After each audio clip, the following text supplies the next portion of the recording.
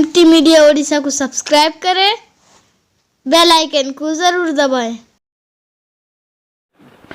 लिहाजा ओ अल्लाह के नेक बंदो, खैर मुझे और बहुत मुख्तसर गुफ्तगू करनी है। क्या फरमाते थे मेरे और आपके आका कि जब मेरी उम्मत के लोग नशे के आदी हो जाएं, मेरी उम्मत के लोग शराब के आदी हो जाएं, मेरी उम्मत के लोग शराब का नाम बदल करके पीने लगे, समझ लेना कयामत करीब है। जरा और आगे बढ़िए, क्या फरमाते थे मेरे और आपके आका कि जब मेरी उम्मत के लोग जिना के आदी हो जाएं, जिना की आदत उनको लग जाए, उनको अपनी बीवियां अच्छी न लगे, उनको अपने गलत ताल्लुकात अच्छे लगने लगे। हाँ, अजनबी मर्द और अजनबी औरतें, गैर महरम मर्द और गैर महरम औरतें जब आपस में ताल्लुकात कायम करने लगे, इन फोन के जरिए से, हाँ तन्हाई के जरिए से जब उनके गलत ताल्लुकात कायम होने लगे और वो गलत ताल्लुकात इतने बढ़ जाए कि जिना का मामला पेश आने लगे, यहाँ तक के वो दोनों छुप करके अपने मुंह को काला करने लगे और ऐसे गुनाह के अंदर मुलविस हो जाए कि जब अजनबी मर्द और अजनबी औरत एक दूसरे से मिलते हैं, यहाँ तक के अल्लाह के नेक बंदो जब गैर महरम मर्द किसी गैर महरम औरत से बात करता है, हाँ जिना के इस फैल के अंदर लग जाता है। जिस जमीन पर वो पड़े हुए होते हैं, वो जमीन अपने अल्लाह को गुस्से में पुकार करके कहती है, ए रब्बे करीम तू मुझे इजाजत क्यों नहीं देता कि मैं इन दोनों गुनहगारों को फट करके अपने अंदर ले लूं। तो उस वक्त में मेरा अल्लाह हाँ रहम फरमाता है, कहता है जमीन रुक जा, हो सकता है कोई नेकी अभी थोड़ी देर में कर ले। और जब फिर बार बार जमीन जिद करती है तो मेरा अल्लाह आखिर में कहता है रुक जा, ये मेरे महबूब का लाडला है, ये मेरे महबूब का उम्मती है और मेरे महबूब ने वादा ले रखा है कि मैं इनको अजाब के अंदर मुब्तला नहीं करूंगा।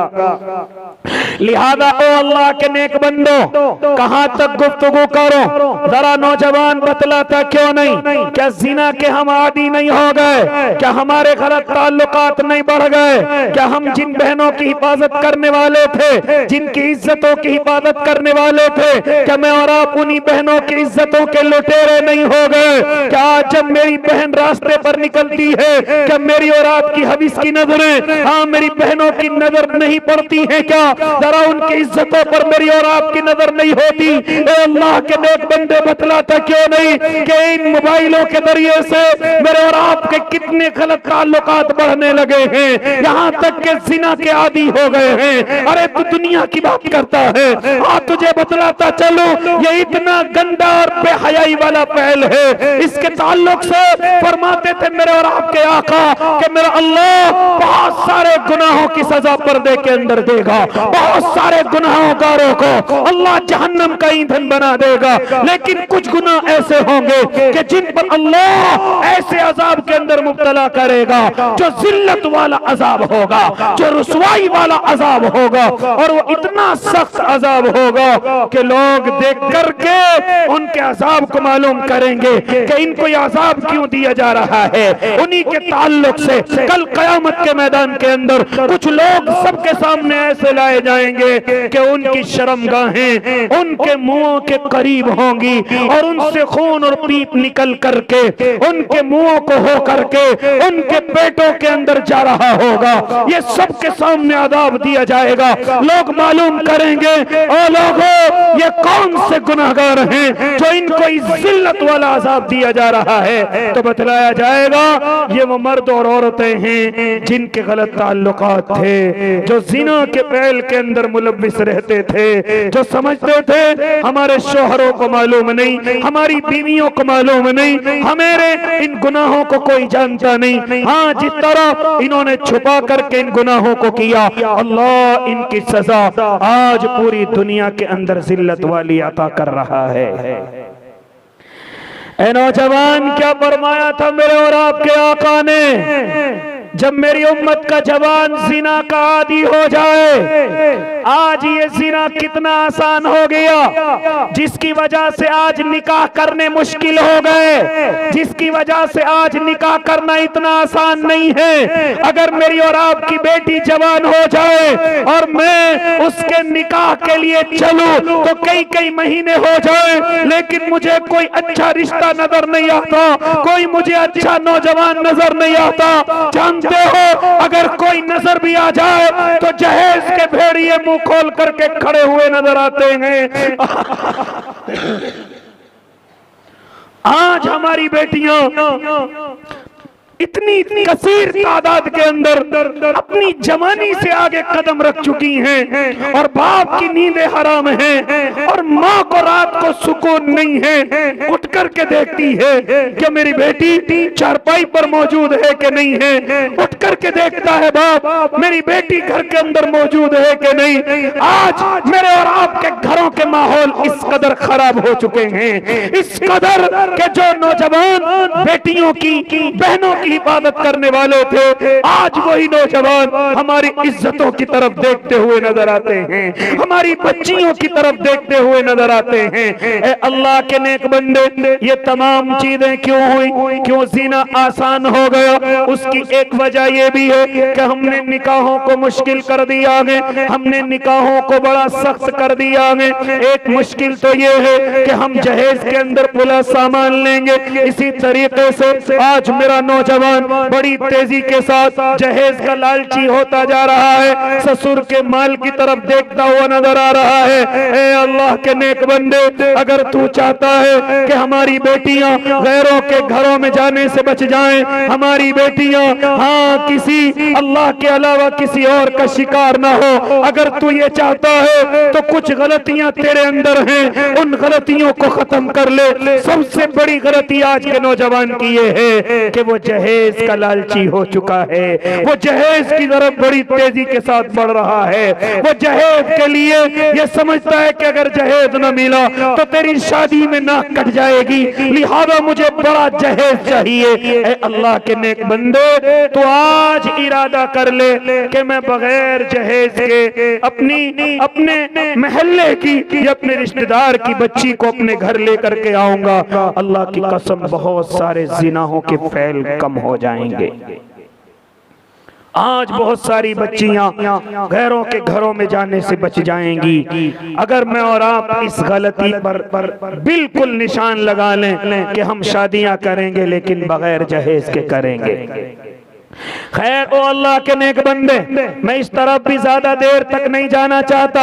क्या फरमाते थे मेरे और आपके आका मोहम्मद अरबी, जब मेरी उम्मत के लोग जिना के आदी हो जाएं, जब मेरी उम्मत के लोग जिना खुल्लम खुल्ला करने लगे, जिना के इशारे खुल्लम खुल्ला करने लगे, समझ लेना अब कयामत करीब आ चुकी है। आज बड़ी तेजी के साथ जिना मेरे और आपके महल्ले, गांव और शहरों के अंदर बड़ी तेजी के साथ हुआ जा रहा है। इस पर मुझे और आपको पाबंदी लगानी है। इन जलसों का मकसद, जहां एक तरफ मस्जिद का संगे बुनियाद है, एक तरफ मस्जिद की तामीर है, दूसरी तरफ एक पैगाम ये भी जाना है, ए अल्लाह के नेक बंदो, हमें अपने अल्लाह को राजी करने वाले अमल करने हैं, हमें अपने अल्लाह को मनाने वाले अमल करने हैं। लिहाजा अगर हम उन गुनाहों से बाज न आए तो याद रखना, ये कयामत बिल्कुल हमारे सर पर खड़ी है, ये दुनिया बिल्कुल मेरे और आपके सामने मिटने वाली है। इसलिए फरमाते थे मेरे आका कि जब मेरी उम्मत के लोग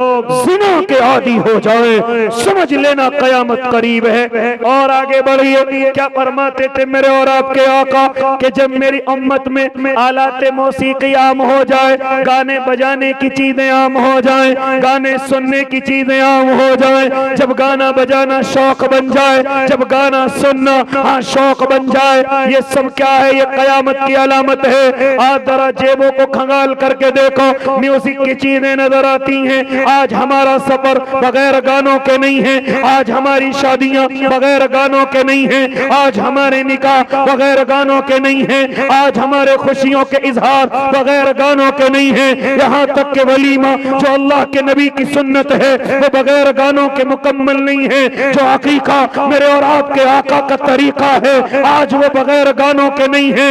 यहाँ यहाँ तक कि आज नौजवान मोबाइलों के अंदर कानों में एयरफोन लगा करके रखता है, ब्लूटूथ लगा करके रखता है और गानों का शौकीन बन चुका है। ये सब क्या है? ये सब कयामत की अलामतें हैं। अरे आज मुझे और आपको गाने अच्छे लगने लगे हैं, कुरान की तिलावत अच्छी नहीं लगती। आज मुझे और आपको किसी शायर का कलाम अच्छा नहीं लगता, किसी मुकर्रिर की तकरीर अच्छी नहीं लगती। यहाँ तक कि अगर कहीं भी शादी हो और वहाँ गाने बज रहे हो, हम भीड़ इकट्ठी कर लेते हैं। लेकिन अगर हमारा इमाम जुमे के दिन जुमे की नमाज से पहले ये कहे कि मुझे आधा घंटा तुमसे बात करनी है, तो मेरे और आपके पास अपने इमाम की दीन की बातें सुनने का मौका नहीं है।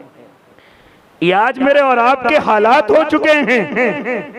आज अगर हमारी मस्जिद के अंदर कोई दावत का साथी ऐलान कर दे, मुझे जरा सी देर तुमसे दीन की बात करनी है, उस चीज का मेरे और आपके पास वक्त नहीं है। अरे चलो अल्लाह के नेक बंदों को अल्लाह की तरफ लेकर के आए, मेरे और आपके पास इन चीजों का वक्त नहीं है। आज हम क्योंकि म्यूजिक के इतने आदी हो गए, बाज नौजवानों के ताल्लुक से सुना गया है कि उनको बगैर म्यूजिक के नींद नहीं आती।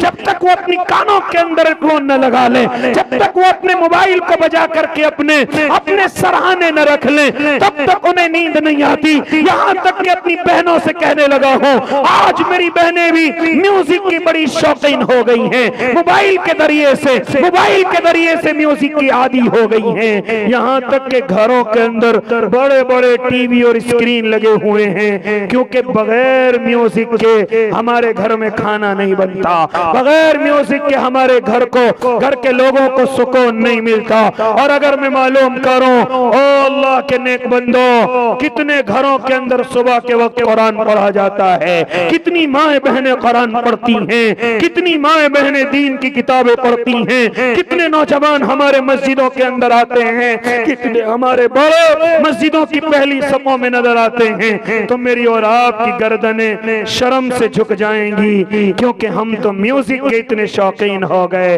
अब हमें नमाज के कुरान में दिल नहीं लगता। जरा सी अगर इमाम नमाज लंबी कर दे तो हम इमाम को बुरा भला कहने लगे, इतनी लंबी नमाज पढ़ाता है। जानते हो वजह क्या है? वजह यही है कि मैं और आप म्यूजिक के आदी हो गए हैं, मैं और आप गानों के शौकीन हो गए हैं। नौजवान, आज तो तेरा सफर बगैर म्यूजिक के नहीं होता। आज तेरी गाड़ियों के अंदर बड़े बड़े म्यूजिक सिस्टम लगे हुए हैं, जिसके बगैर तू सफर नहीं कर सकता।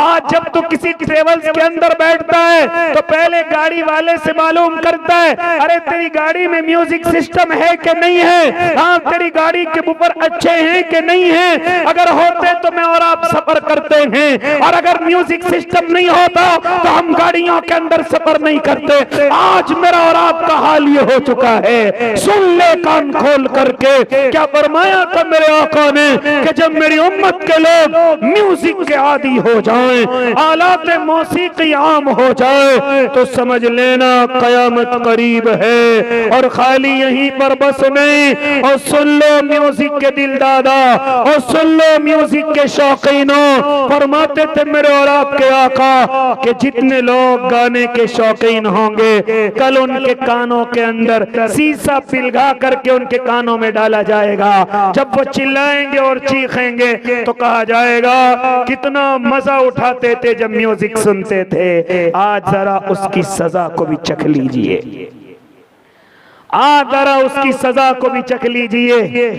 ऐ अल्लाह के नेक बंदे, तुझसे कहां तक गुफ्तगू करूं? ये सब चीजें क्या हैं? ये सब कयामत की अलामतें हैं। जब आलाते मौसीकी आम हो जाए, जब म्यूजिक का ये बंदा आदी हो जाए, जब शराब का आदी हो जाए, जब जिना का आदी हो जाए, जब बाप और माँ की नाफरमानी होने लगे, ये सब क्या है? ये सब कयामत की निशानियां हैं। और आगे बढ़ लीजिए, और आगे बढ़िए। जब गुमराह लोगों के पीछे हम चलने लगे, जब गुमराह ऐसे लोगों के पीछे चलने लगे जो खुद भी गुमराह हो और दूसरों को भी गुमराह करें, समझ लेना कयामत करीब है। और जब हम हिदायत वाले और रहनुमाई वाले जो अच्छे रास्ते दिखाने वाले हैं, हम उनसे बचने लगे, समझ लेना कयामत करीब है। और आगे बढ़िए अल्लाह के नेक बंदे कि जब हम झूठों को होशियार समझने लगे और सच्चों को बेवकूफ समझने लगे, समझ लेना कयामत करीब है। जब हम झूठ बोलने वाले को अक्लमंद समझने लगे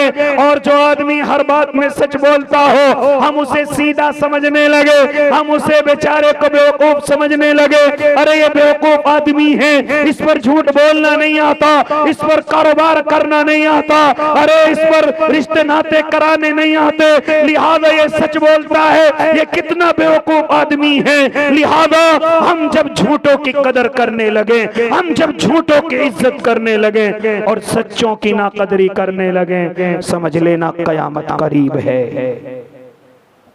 आज हम झूठों की बड़ी कदर करते हैं। आज हमारे मुआशरे में झूठे बड़े कामयाब हैं।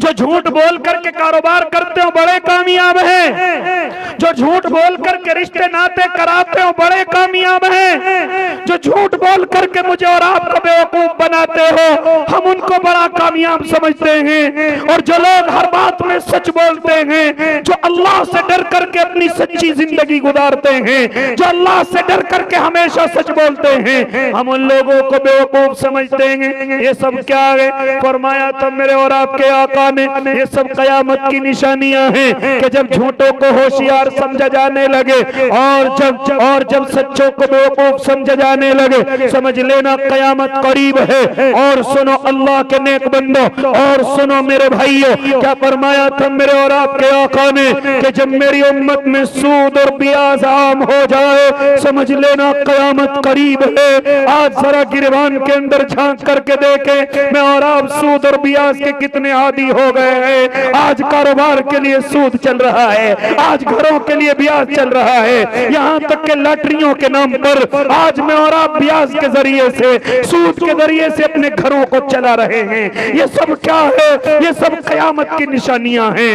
ओ अल्लाह के नेक बंदे, फरमाया था मेरे आका ने कि जब मेरी उम्मत में सूद और ब्याज आम हो जाए, समझ लेना कयामत करीब है। समझ लेना कयामत करीब है।